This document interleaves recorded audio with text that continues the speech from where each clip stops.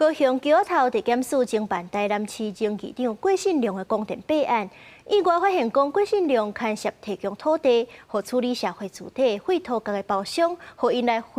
非法混囤这废土。检方即阵是按照废清法，甲郭信良等5人提起公诉，求判郭信良重刑。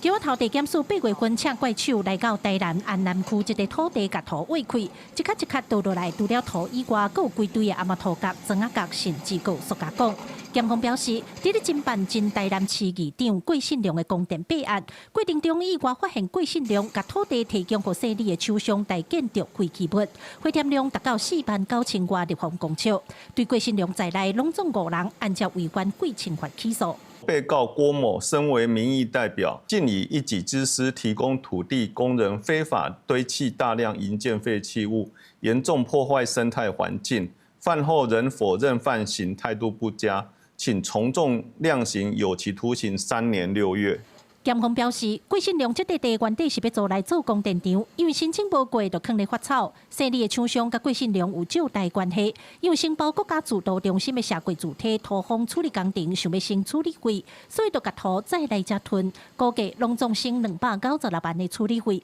对此，台南市环保局表示，因为配合检调侦办，土地无法度有任何动作，现在侦查结束，会赶紧甲废土车走。本局后续将向桥头地检索取相关资料。然后在无证据保全的时候，要求行为人执行相关的清理作业。